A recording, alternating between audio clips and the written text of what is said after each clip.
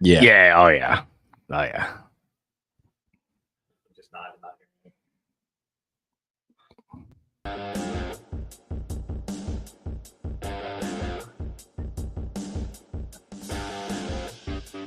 Welcome into Out of the Parks with Jon Marks. I'm your co-host, Sam Stafford, alongside, of course, Jon Marks and the one, the only Maniac Malloy. Don't forget, Maniac, like and subscribe. Like and subscribe wherever you are. Subscribe to the Parx YouTube channel now, please. And go ahead and you might as well subscribe to Jon Marks' YouTube channel while you're at it, too. Yes. Comment on what you see and what you hear, right? Like we want feedback from all the what's going on mistakes on the show. we make, all the things we're wrong about. I want to hear about it. I love it. Okay, so guys, game 3 tonight in Cincinnati. They have one more tomorrow, but they still have a chance to win their third straight series. They've won 7 out of 8. And John, since we last talked, this starting rotation has been absolutely lights out going into yesterday. They had a 0.7 ERA. Absolutely unheard of. What has really been so special for them? Well, I mean, I think it's pretty obvious. A lot of people are talking about it. It's the Out of the Parks with Jon Marks, right? I mean, think about it. They didn't lose for a week. They were on a 7-game winning streak. They lose last night, which is, it's going to happen. The starters have been amazing. They really have. Ranger Suarez has been, I know I had said this going into the season, which was, all right, I like Zach Wheeler. I'm not sure if they have a good enough number 2 starter in the rotation. When you get to a playoff series, you need a stopper. You need like Zach Wheeler's your stopper. You need another guy that can stop a losing streak or that can start a big game. And I know that I'm omitting Aaron Nola right here, but Ranger Suarez has shown you that he can be your second best starter, and he probably is your second best starter right now.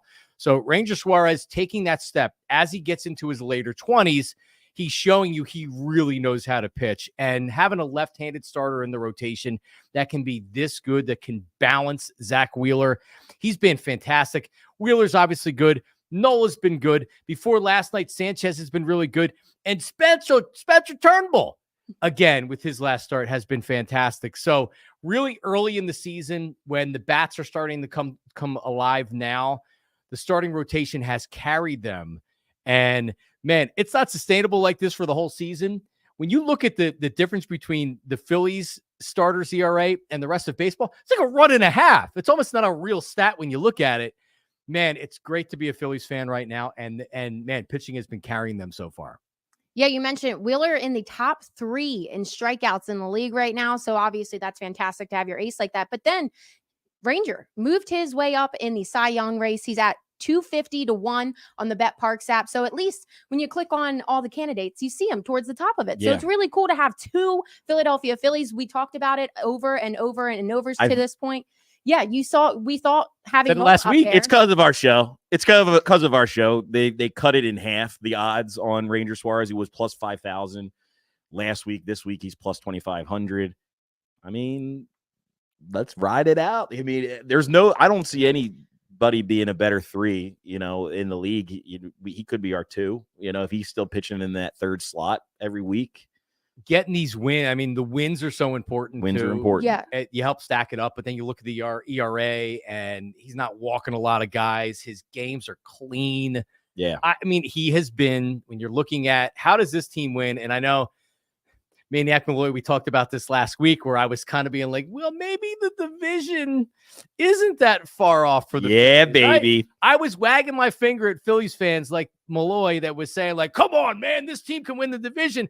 I was waving my finger at him saying, relax with the expectations, all right?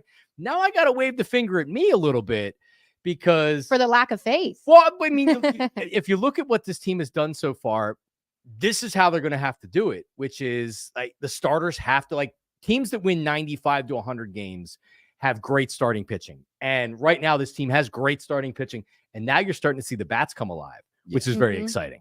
You did say that obviously a 0.7 ERA is not sustainable for the whole season, but going back to Ranger, how sustainable is it for Ranger to be this good throughout the season? Well, if you look at the last 2 years, he had a visa problem, if you remember. I think that was 2 years ago. And then he just had an injury, wasn't ready to go. He wasn't starting the season like he wanted to be or normally would be.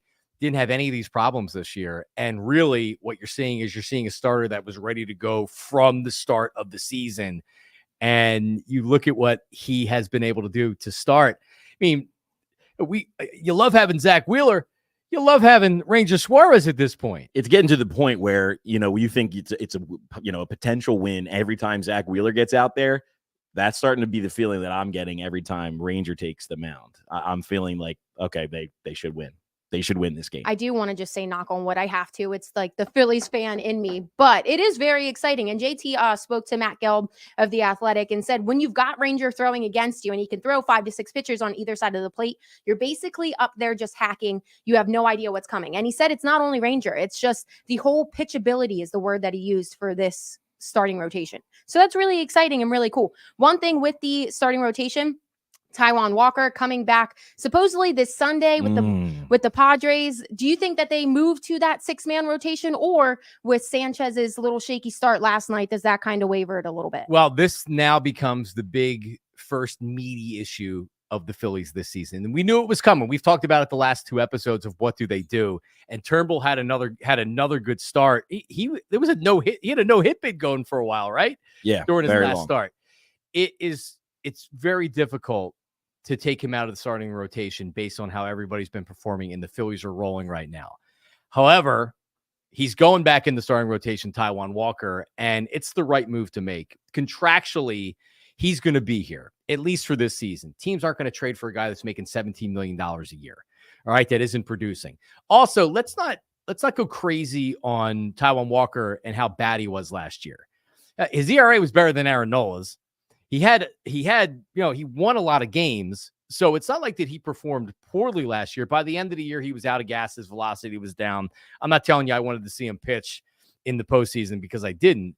But I think the Phillies, and I believe it's the right move, if they don't go with the 6-man rotation, which honestly, I don't know if they're going to do it or not going to do it.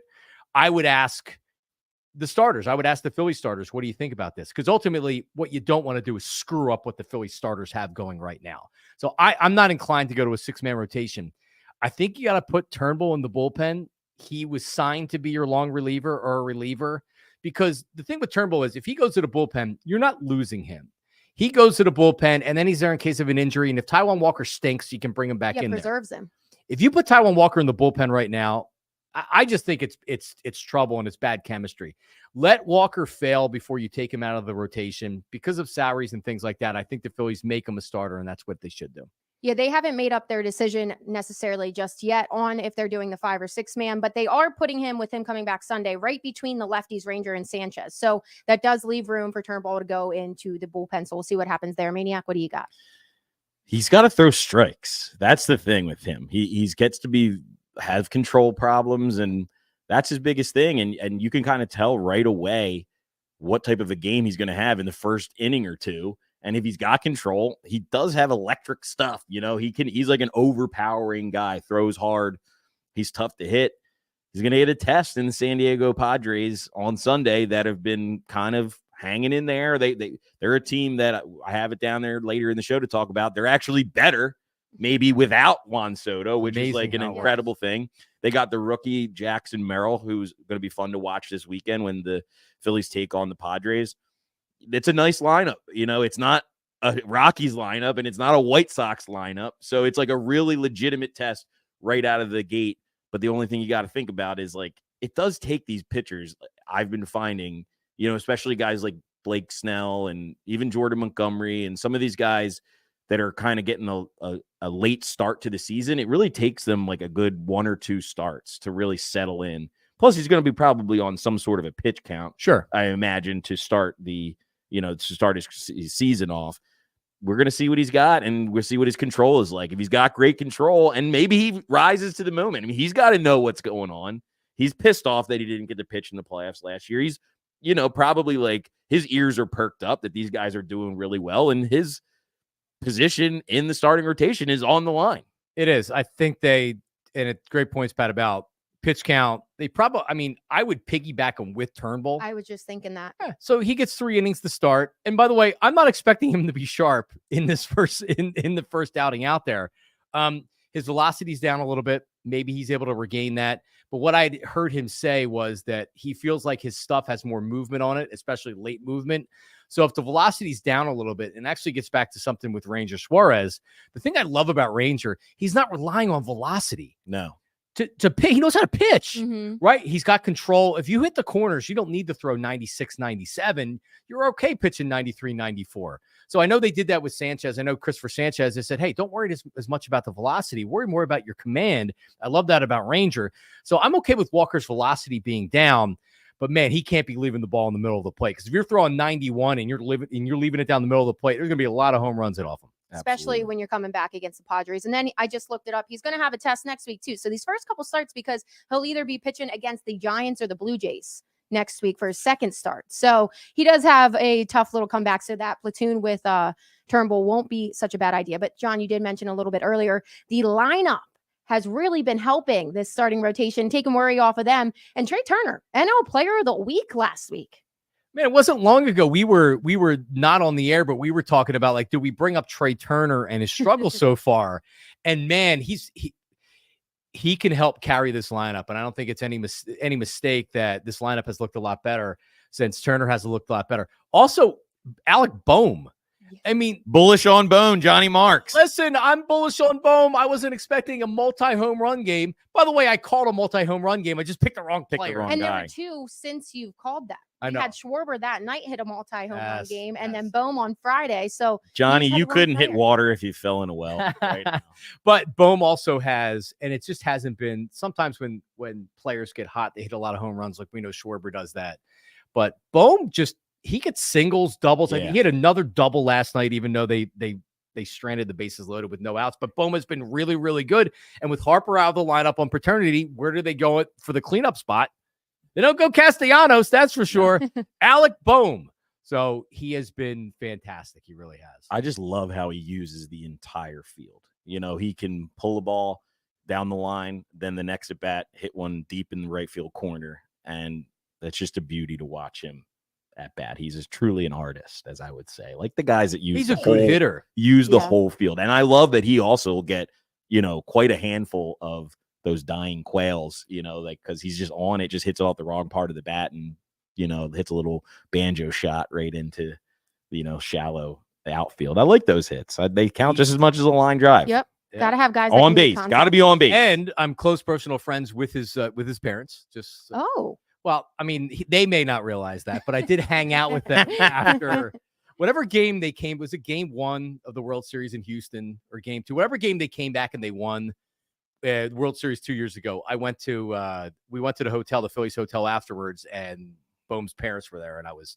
hammered. So I Bumming around with the Bohms, I was talking to them, and they enjoyed the conversation. So, palling around with the Bohms, Yeah, are you, yeah, Johnny? yeah. Look at you. You do run in those circles of folks. it that night I seems. did. That night particularly. so they'll wrap up with 2 games tonight and tomorrow in Cincy, and then already talked about it. They're going out west this weekend to take on the Padres in this first series. What do you guys have for this weekend? Man, the ebbs and the flows of a season. You look at where they are right now, and now all of a sudden I'm saying, hey, maybe I shouldn't have been ruling out the division. Maybe this team can win 95 games. So I'm really excited because this is the first test for them. Because like we had mentioned earlier, we know the White Sox stink. Terrible. And the Rockies are terrible. And by the way, give the Phillies credit for beating the bad teams, for winning 6 out of 6. I think you said last week, we need all 6 games. And it's like, it's tough to ask a team to beat, even a bad team. It's tough to ask them to win every game. Man, they won every game and they did it in a convincing style. So let's see what they do on the road against some better teams. I'm excited for the test. Well, now let's not get carried away here. They are going to play the Angels, and they absolutely stink out loud. They do. stink out. Padres don't though. The Padres, I don't know. I've tried to look it up, the probables. Like if you're going to see Dylan Cease, he's a good pitcher for the far out. Padres. I don't know if they don't have it for sure on MLB at bat app if you're going to face him. But Yu Darvish is also another guy that Who has given the Phillies problems too Mhm. over the years. besides that 483-foot home run that Kyle Schwarber hit off him. But yeah, you're right. They don't perform that well against Yu Darvish. But yeah, you're definitely getting a way better test. And like you got to rise to the occasion and beat these guys. Plus, the Reds are a good team. The Reds are a good Reds are a team. good You team. still have to play 2 games before you look ahead too far. And not to mention How about Ellie De La Cruz last night? That ball that he hit to the opposite way. That guy is. I one of the love league's him. top I prospects love for a him. reason. I Yeah. love him. And I love him too. His Mhm. power, and he can do everything. I know he's made a million errors at shortstop already this season, but that's probably not where he's going to end up playing in a couple of years. But man, it's great that we get to watch him for 2 more games. Hopefully he doesn't sit out tomorrow. But yeah, I mean, these are 2 tough games against a team that's going to be in the hunt, probably down the road. Then you play the Padres, and then you get a little break against the Angels. But you never know with them. Maybe Mike Trout. He's now batting at the leadoff spot again. Started last night. First time in the leadoff spot since 2012. What does he do? He hits a home run. Sure. And then you got Logan O'Hoppe too. You're going to face Yep. him, the guy you Revenge traded for Marsh. But Maybe besides, March is going to have a revenge game yeah, he's the guy. in that stadium. He's my guy. That's the dude that I love. Don't overlook these teams, especially on the road. No, Mhm. Right. Like, and that's why I look at it. That's why I think it's a good test, because it'd be easy to look at the Angels and be like, we'll beat the Angels. And the 2 more games against the Reds, you lose these next 2 against the Reds, you're going to be feeling great going No. to San Diego. So not at all. man, it happens quick and you lose it right like that. So enjoy it as a Phillies fan right now, because the long baseball season can be torturous sometimes. Not to mention they're on the road. That would be the end of the road trip. And it's 10 days of no stops. So, or even more because it was last Thursday. So that all comes into factor. But John, to your point also, they beat the teams that they were supposed to beat since we last talked. And that's one thing that we haven't seen from years past. So I think that's a very big plus going into this season. Absolutely. I mean, like you got to beat up on them. That there's Yeah. no bone. There's the end of story. Period. You got to beat the crap out of the White Point Sox, blank, and period. They did. So let's see if how you do against some good teams now. Maniac, tell them what they need to do right now. Like and subscribe, please. Like and subscribe. Bet Parx YouTube channel. Do it. Okay, so this is a baseball show, but before we look around the MLB, we need to talk about some other things. Sixers coming back tomorrow. They're coming home 0-2. There's been a lot of controversy. So what do you guys have on them so far? Geez, that was a tough one. Game 2 was a tough one to lose that lead. And by the way, Kate Scott, let's not don't celebrate the win when there's still 30 some seconds left, because that can happen. She said it. I'm like, oh my God, what are you doing? Yeah, that was a tough one. And I think Joel Embiid's reaction after the game really tells you a lot. Like, that is a tough one. And he knows it. That was an opportunity to go, take the home court away from the Knicks. The Knicks aren't a great team. They're hitting big shots. Give them credit for it. The Jalen Brunson front rim up in the air goes in 3-pointer to start out that whole thing. Like, it's almost impossible for that ball to go in. But, I don't think that was an all-time one of the worst losses in franchise history. I know, living in the moment, a lot of people thought that after the game. We did have Toronto and, losing with the year that Toronto won and then went to the finals. We have all those years with the Hawks game with Ben Simmons, where he wouldn't have wide open under the basket, shoot it, he wouldn't dunk. We had we gotta go back 40 years, but all the losses to the Celtics and to the Trailblazers and all these other teams, it was bad. So that's a long-winded way of saying I still am not giving up on this team in this series, as they lost the first 2 games on the road, right? This is like they lost the first 2 games on the road. They just need to win in game 3, and they need to get this bad taste out of their mouth. Other guys got to step up. Nick Batum can't bail out the team. It's got to be Maxey and Embiid, but other people have to step up. And Maxey and Embiid played great the other night. It's a shame they lost the game. I'm not waving the white flag yet on the 76ers. It was the flu game for Tyrese Maxey, and I'm getting kind of sick and tired of the flu game, analogies all the time. Well, and anybody's ever sick. Yeah, and you got to win the game, even if you do score 35 points, which is impressive. It'll be nice to have him fully healthy for what it seems in this game 3. The Knicks are a better team. The Sixers have better players. They have 2 superstar guys. 2 player better. They have 2 guys that are better, but I don't know. You got to be able to crash the boards. You got to figure out the rebounding differential there that they did seemingly kind of do from game 1 to game 2. And, now you got to put your hard hat on and go to work and figure out a way of taking back the momentum. And if you do come out and you stomp on them in game 3 here, you should be on the right track. But I'm not ready to give up. It just seems like Joel Embiid is just not healthy, though. That really sucks. And like you thought maybe you were gonna like going into this. I'm thinking, oh well, he's coming off of the surgery on the knee, but he's gonna be actually healthy for once. And it's just not. It's like the same song and dance. I'm not ready to give up because you can beat the Knicks, but you sound a little defeated. I am. I mean, and I'm sure I think everybody is after that loss. I mean, they went on an 8-0 run to lose the game. Like that's something you see in like college basketball. You don't see that in the NBA. And I don't understand I don't even know what the whole grievance baloney is about. Like what is that? What does that even do? Like, does that mean they're going to come out this next game? The Sixers are actually tied. No, they're tied 1-1 now. What is the point? I was going to ask you guys, what is your take on that? The NBA clearly saying, yes, the refs messed up, but it doesn't change anything. Doesn't change anything to Malloy's, to his point. Now the refs are like, all right, maybe we owe the 76ers. Yeah, you better owe him a couple calls. So there might be the time to bet the 76ers. Just saying. So game 3, and I'm not going to tell you that the NBA fixes games to make series longer, but certainly when a team comes home and they're down 2-0, they're the home team, and they were just screwed by the refs, and they were screwed. I mean, Nick Nurse clearly called 2 timeouts. There was plays that the foul should have been called. I'm not to blame the refs guy or whatever. The refs did a terrible job in the first 2 gaes of this series. So I think you're going to have favorable conditions for the 76ers in game 3. Joel Embiid over on foul free throw shot in the game. He's going to shoot 1 million free throws in game 3. How about this? And give me my camera right there. Load it up. Game 3 on the Sixers. Load it up. Yeah. Over Embiid, over Maxey. I might even think about going over on Tobias Harris. Wow. That Parx app. Check out what it is right now. But Sixers, I love the Sixers in game 3. Yeah, I don't even know if you could bet on free throws, but you got to think that like Joel Embiid is just going to shoot 25. Yeah, he's going to shoot 1 million free throws in this game. Let's hope.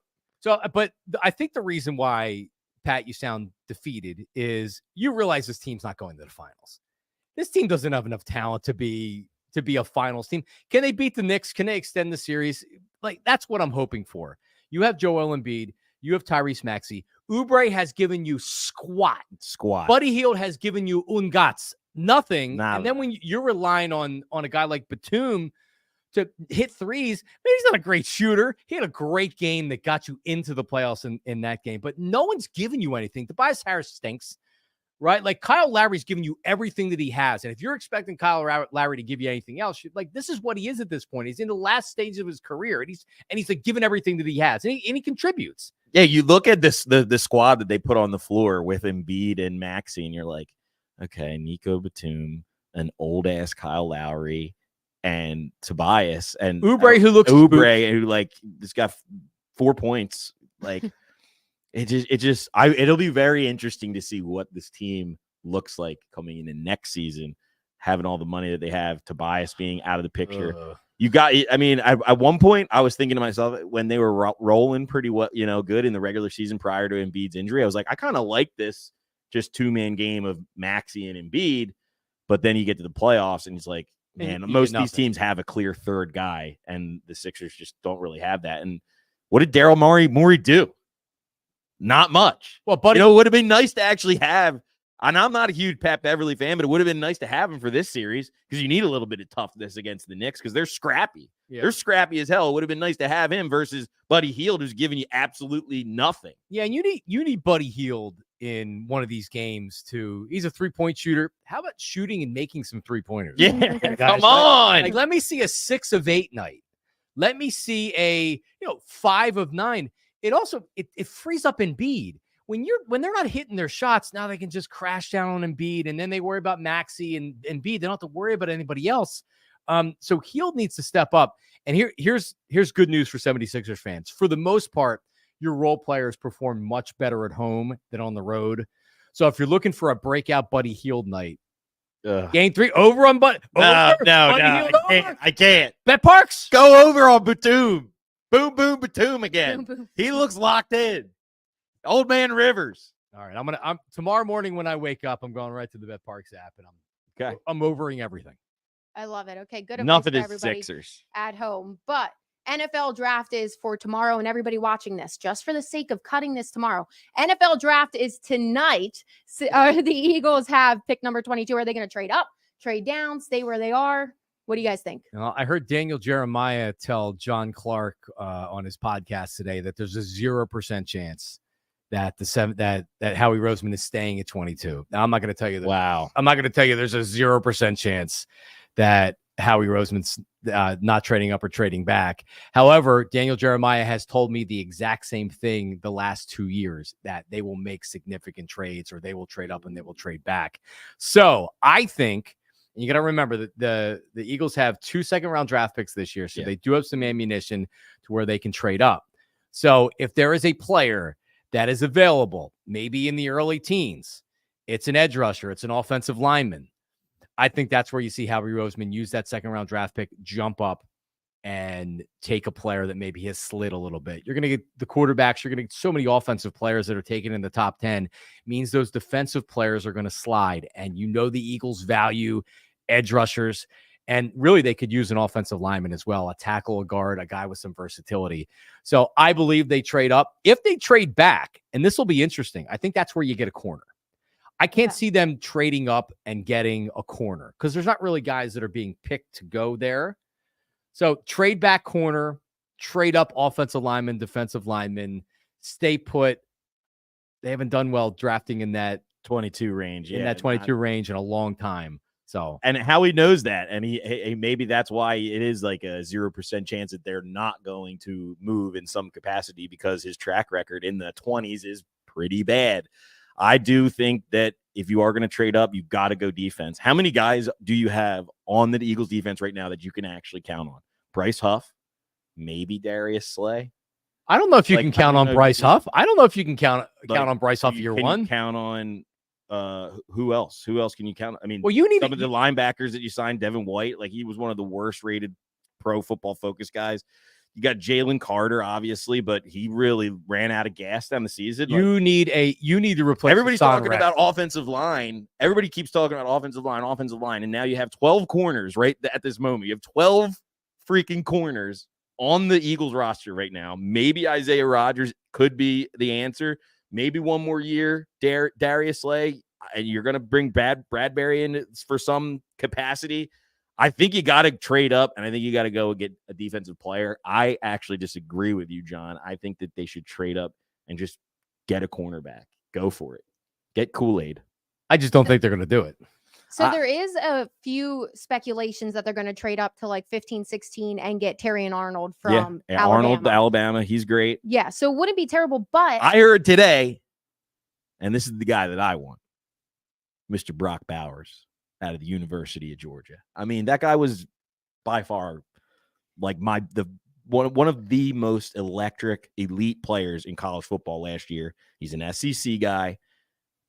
You're trading up to get a tight end? I am. So you're using your second round draft pick. Yep. So now you're leaving the first 2 days of the draft with a tight end and then another pick. The next Travis Kelce. So we talked briefly on this, though. The only problem with this is, yes, he's going to be a potential generational talent. So it sounds good in that fact. But with the Eagles and all the weapons that they have on this team, yes, Dallas Goedert's running out of time on his contract, but it's almost like he just holds the mold there. They kind of use him when they need to. He plays his role. They don't need them to be a power tight end like Brock Bowers. It's not the offense. I mean, but you do need also a third wide receiver. You absolutely do. That was a big hole last season with Zacchaeus, Quez Watkins, absolutely giving you nothing. And then like the offense having trouble even moving the ball. If you have a third weapon, a dude that you can actually throw the ball to, they can actually get open and give you something. Are they going to throw it to him though? I mean, I know they don't have enough footballs to go around with all these guys on the squad, and now with Saquon also, and you got to give Goddard his touches. But like you do need somebody. Somebody. It seems like if they were able to get Brock Bowers, no one the next day would be like, "Oh man, where are they getting Brock Bowers?" Like you said, he's a generational type prospect. We'll see. I think it's far more likely that you talked about the defense. And you need playmakers on this defense. You need you look at I watched the Ravens last year. You look at that Chiefs defense. Man, they have guys that can play, right? So the Eagles need more of those players. I agree with you on that one. Real quick though, I lost my train of thought real quick. But it was Kellen Moore. Okay, so who was the tight end when he was with the Cowboys? Who did he have? Would that even fit his type of style of offense? Dalton Schultz. And then he might have had the end of Jason Witten, but no, because he went to the Raiders. No, Dalton Schultz, who went to Houston this past year, had a terrible season, and then they have the big dude now that dates the Cavender twin girl, Ferguson. Oh, yeah, Ferguson. Jake Ferguson, and he's good. Good. Oh, he's good. He's good. Yes, he's nice for me in fantasy. Yeah, then Bowers would fit that role perfectly. So that is something that also they take into consideration is the new offensive coordinator and what kind of style that he wants to bring to this offense. And then another fun topic, Reggie Bush getting his Heisman Trophy back from 2005. Very interesting. What are your guys' takes on that? I'm happy. He deserves it, right? I agree. It's one thing to take a Heisman because the guy was on steroids or was cheating or something like that. It's another because his family was given benefits, money, house, or whatever for him going to USC. Guess what, everybody? It happened. But he just got caught. Yeah. It happens all over, and it doesn't. I'm not saying that it makes it right when he did it back there. I don't care. But the fact that now in the snap of a finger, it becomes legal, and now they're able to make money off it. And it totally changed college sports to where now every player essentially is on a 1-year contract. You look at these players transferring. Like, I'm glad he's getting the Heisman back. He deserved to win the Heisman Trophy. He was an amazing college player. So he won the Heisman. Give him the damn thing back. I'm happy. The damage is done. You got banned. USC, who was an absolute juggernaut college football program at the time, got banned from playing in bowls for 2 seasons because of this. Reggie Bush was quoted as saying in 2020 that this was the closest it felt like as to dying without actually dying, going through the whole process. When he was asked about it 3-4 years ago, what was it like living through this nightmare? It's bullshit. It is total bullshit. And I don't know. I mean, this would make it right. Like, I'm sure it kind of clears his name a little bit, but man, you got to be able to I don't know. I mean, how else do you get comp? Does he have like a suit? Like you could sue now? I don't know. His reputation, to your point, will always be tarnished. Yeah, and probably just people always been like hammering him as a cheater or whatever they want to call it, or like all the just ridiculing he's had to go through the whole thing is like. Well, OJ didn't have his Heisman taken; he had to sell it. Yeah, because of a lawsuit. If OJ can keep his Heisman, or at least they don't take it away from him, Reggie Bush should be able to keep his Heisman. So I'm glad that he's back. Yeah, the damage is done. For future generations, you're right, you can't repair it, but future generations, at least till now, be listed on that Heisman list when you go back. So they should name the trophy after him. Heisman Bush Trophy. And give the Reggie Bush Heisman Trophy. Give Johnny. That's the only way I think you can make it right, maybe. Well, I mean, giving it back to him is going to help. And give Johnny Manziel credit because he had come out and he was very public about this. It said, I'm not going to any Heisman ceremonies, and I'm going to encourage other Heisman winners not to go either until they fix this. There you go. I mean, come on. How many? Let's be honest with ourselves. How many of these Heisman winners didn't receive some type of improper benefit? Did you watch the Johnny Manziel doc? He basically told you that he was going to Miami and just getting money 24/7. So, definitely a lot has changed. But props to Reggie too for getting called out on that and knowing there were so many other players at that time that were illegally profiting and not ratting on them just to. I think he handled it great. To your point, I really do. Okay, so. Maniac, tell them what to do right now. Like and subscribe. Bet Parx YouTube channel. Jon Marks YouTube channel now. Like and subscribe. Now, do you have Malloy has some Sour Patch Kids over there. Do you have it in like a dip in your mouth? Why do you keep an open bag of Sour Patch Kids? Well, these are for when I'm coaching first base for the Lenape Valley Tomahawks travel team and the Lenape Valley in-house Mariners team. If you get on base, you get candy.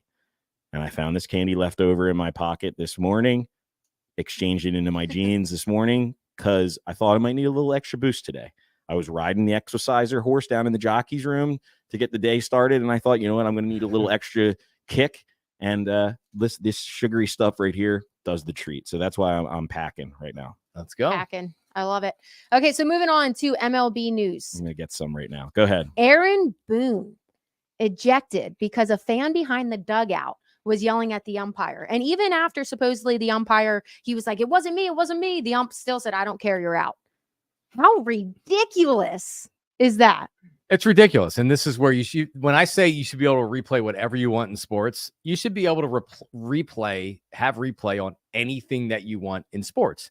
It'd be very easy to take that camera angle and say, all right, like he clearly wasn't saying anything based on when he was thrown out or whatever. I mean, listen, he thought that Aaron Boone was yelling it, but he got tossed.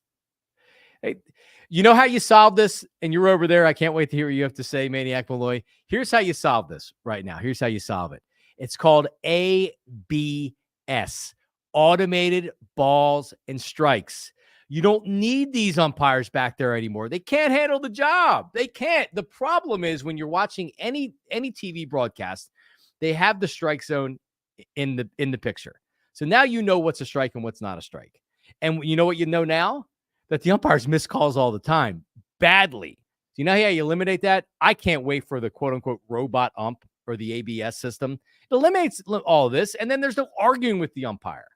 So that's what I'm looking forward to, because it's not a matter of if, it's a matter of when, Maniac Malloy, that it's coming. So that'll never happen, John, number one. They're never going to get rid of umpires in the game because of the human element. And yeah, it is a good part of it. One thing I'll say about this, with the strike zone thing, I really, really hate it, and you can look this up. There are certain stadiums where that camera that you're watching, it's off to the right, or maybe mostly not dead to the on right. center. It's not dead on center.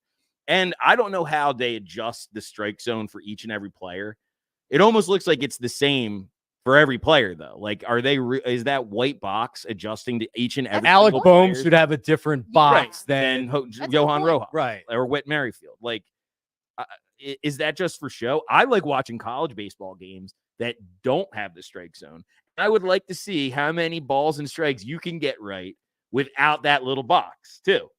Now, what I do think will happen He's is umping from home, watching the game. Now, what I do think is going to absolutely happen is what you're seeing happening at the minor league level, which is exactly what happened with the pitch clock. You're going to be allowed to eventually challenge plays, and it takes about 30 seconds. If a ball, they have the ABS, and if you say ump rings you up on strike 3 and you're like, no, that was out of the strike zone, I like to challenge. And you get a certain amount of challenges a game. They throw it up on the big board and they show where the ball crossed and whether or not it's a strike or not. That's probably where you're going to see this eventually go.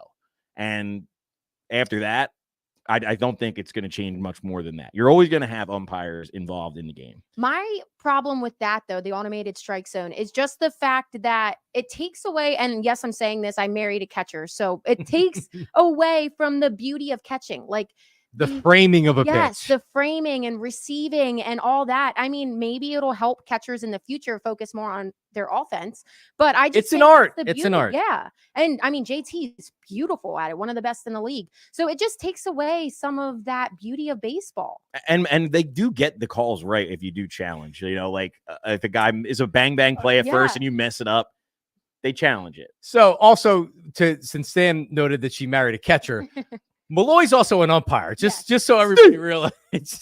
When he talked about watching college baseball at home, he's in his whole uniform outfit, just sitting there with my mask on. He is. Yeah. So I'm not asking that they eliminate the home plate umpire. He's just being told whether or not it's a strike or a ball. Yeah.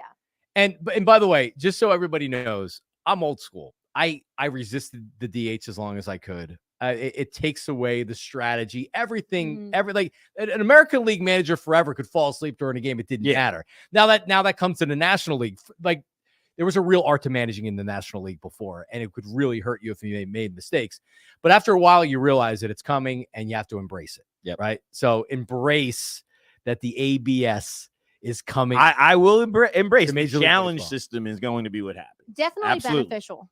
The challenge system will be what happens, but regular umpires will remain. And these umpires stink. I don't care what you say. These major league umpires are the worst. Some of them do stink. Hernandez, what are you talking about? The greatest umpire. Yeah, like, and it's great. It's great stuff to talk about. It like I like it that it adds the it adds a little parody in there. I like arguing about umpires and things like that. Sure. So I'm with you guys. I like the human element of it, but I think it's one of these things where when you don't have the human element anymore, you're like, oh, wow, this is actually cool. It's a striker. You'll learn. We know it. Right. And I'm not sure, like I was saying, about that zone and about the way the camera is off center. Like Veterans Stadium was like that. Veterans Stadium was not dead on in center field. It was off to right center a little bit. Yeah, like I just don't know if I would like even trust that. Well, here's what you technology better be like. Here's what you can do. Move the freaking camera in the Parx that it's not dead on in center field. They'll figure it out. They'll figure it out. Maniac, you've been looking around the teams and a league, and some teams have been catching your eye. Yeah, Cleveland Guardians 17-6. Obviously, they've played a bunch of no-name teams. They've got a lot of games against the White Sox under the belt, the Twins, but they're kind of a surprise at 17-6. We'll see if they're contenders in some sort of a variety this weekend. They take on the Braves. They got the best record in the MLB. I think it's time to fade the Cleveland Guardians this weekend when they take on Atlanta. They haven't really had a hard schedule. The Padres, another team, I said it earlier, they're a better team without Soto. Really makes no sense at all, but they are in the hunt. They've won series recently this April, in the past 3 weeks against the Dodgers, the Brewers, the Cubs, which are all good teams. Phillies have to face them on the road. We'll see what happens. Dodgers 14-11 right now. Shohei Ohtani seemingly starting to like heat up a little bit. Hit a 450-foot absolute nuke. 118.7 miles per hour, hardest hit ball of the season last night, but a kind of sluggish start. I'm going to ask you, John, more staggering, the Dodgers' slow start or the fact that the New York Mets are actually kind of right in the hunt right now with the Phillies and the Braves? The Mets, it's a very much of a shock. Yeah, I mean, it's early. The Dodgers, it may take some time to get going there. When Ohtani hits a ball, it sounds different than almost anybody else that I've ever heard. It sounds like he's hitting with a tree. I can't wait for not the to Phillies mention to when he's play on the mound. Oh my God, he really is. You tune in for games like De La Cruz, who I love as well, and Shohei Ohtani for sure. I have a question though with the whole Soto aspect. So just thinking about how the team has gotten better without him, with that talent, you have to think, is there something in the locker room with him? But then you're not seeing that transition to the Yankees. What do you attribute it to? Yeah, I think sometimes it's addition by subtraction, right? You have a clubhouse. I mean, you actually saw it with Tatis. The Padres were better with Tatis suspended for steroids than when he came back, right? Like they made a playoff run that year. They lost to the Phillies in the NLCS. So like I always believe, and this is not only in baseball, this is really in all sports. If you have too many star players, or let's talk about a starting five in basketball, right? If you have guys that all want to take 15 or 20 shots a game, if you have guys that want their points, I want a nicely balanced team that guys are okay batting seventh. Guys are okay with moving a runner along, as opposed to a Juan Soto who realizes like he's a prolific offensive player. And you don't need that many great players on the team. And the Yankees are kind of the exact opposite. Like they almost need every great player that's possible. So it's like how everybody's always said about baseball. It's truly a team sport. You can't have one superstar carry you over. And we saw it with the Angels. You saw Shohei and Mike Trout, and it still wasn't enough. And so if things are off in the clubhouse, things normally that translates to the field. Mm-hmm. And if there's personalities, I mean, Manny Machado has been talked about. There was something written about him after the season last year to where he just sucks so much oxygen, and his treatment is so much different than the other players. You don't even maybe realize it as a player, but it rubs you the wrong way and it hurts the chemistry on the team. Great point. Okay, so John, now we're moving to rapid fire. So we're getting your quick takes on things that we've already kind of talked about. So John, how huge has this Phillies 7-1 run been? Well, I mean, it's been great. Obviously winning 7 in a row for the Phillies to get them, they were kind of teetering on 500, right around 500, but I'll even go more specific on why it's so great for the Phillies. Johan Rojas, he raised his point during the homestand. He raised his batting average over 100 points. So I believe we were here last week, and Maniac Malloy posted the clip from it last night. We were still doing is it going to be Rojas? Is it going to be Pache? Who's going to be the starting center fielder May 1st, June 1st? And he still needs to continue to do it. But Rojas really has started to look more comfortable at the plate. And as a Philly fan, and you're looking for answers on who's going to be out there every day, he hasn't looked clueless. he seems like he's going up there with a better approach, and he's much more comfortable. So it's obviously big for the Phillies, but Rojas has looked really good, and I think that's big for him. He didn't play last night, but he is on a 4-game hit streak, so that's something to watch out for. How likely is it that the Phillies move to a 6-man rotation instead of moving Turnbull to the bullpen? I don't believe that they're going to go with a 6-man rotation. A lot of times because of injuries, and maybe they look at Zach Wheeler and they say, hey, he could use an extra day off. So it's nice to have somebody that can start. But the way that these guys are pitching right now, even with taking one of the pitchers out of the rotation, the last thing I want to do is mess with what's working right now, and that's this starting 5. So you're going to put Taijuan Walker in there. I would not add a 6th starting pitcher. Unfortunately, Turnbull has pitched very well. He's going to probably have to go to the bullpen and be the long man. He may be back. I'm not telling you that I would give Taijuan Walker free reign and he gets 2 months to try to figure things out, but I don't believe they're going to go to a 6-man rotation. I think Taijuan Walker is going to come in and Turnbull's going to go to the bullpen. This starting rotation has been absolutely lights out. How long can this last? Man, it can't last forever. It's been amazing. And when you look at where this team is, and I talked about this a little bit earlier, but when you're looking ahead to the season, you're saying, okay, how many wins can the Phillies get? Can they get to 95? Can they compete for the division?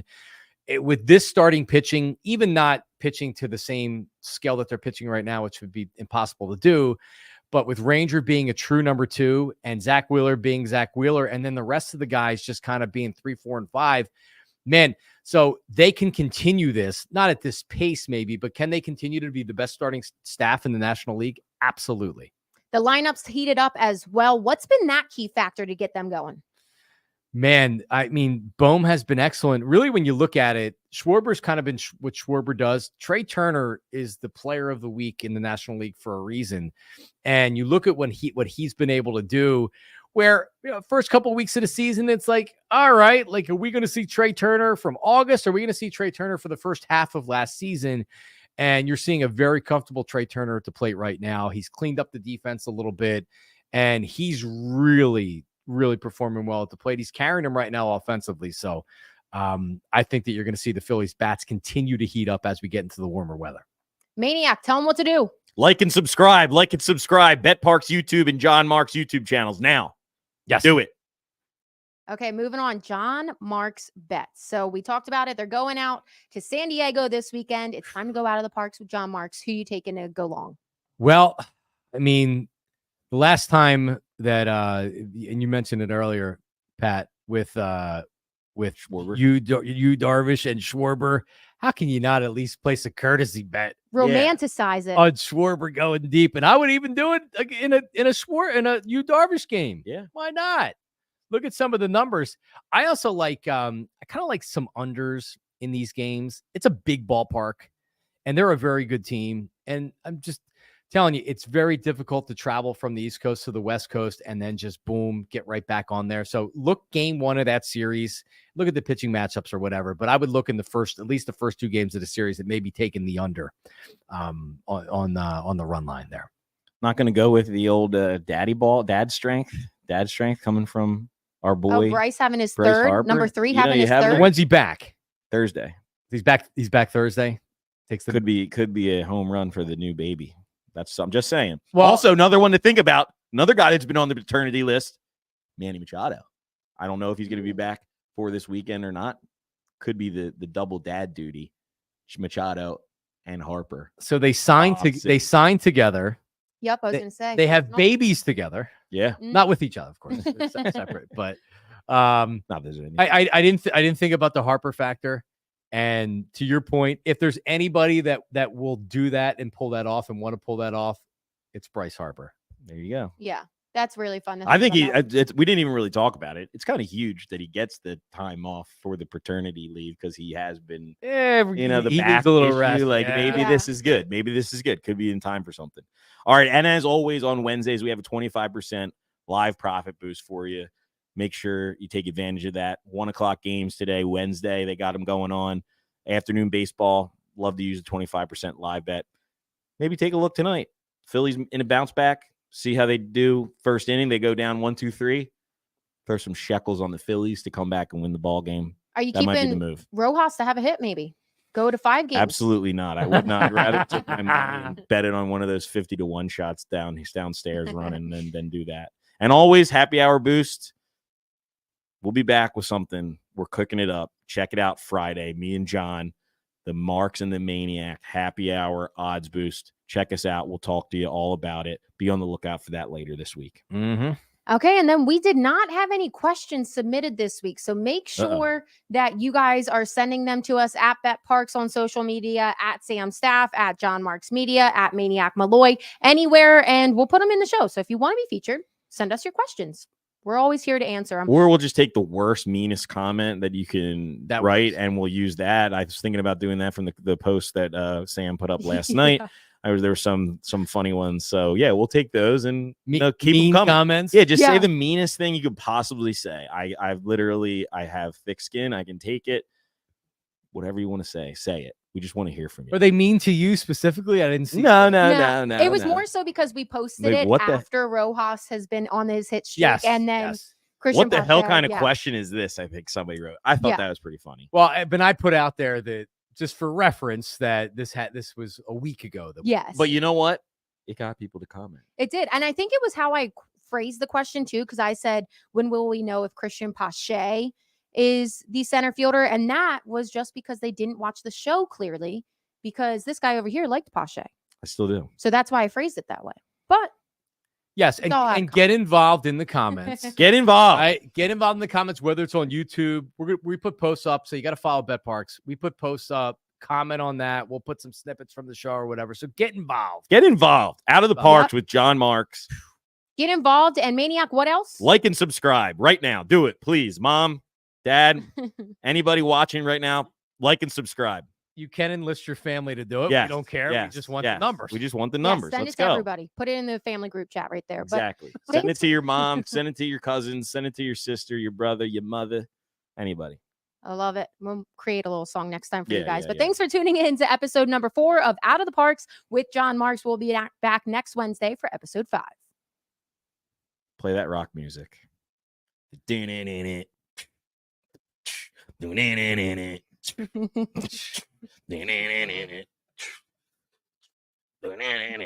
It fits you, acapella. Oh boy, yeah. I could see you on the back of a motorcycle listening to that. Yeah, waving the mullet. I've never ridden a horse. I've never ridden a motorcycle. Wow, that's actually Am I really even a maniac? You are.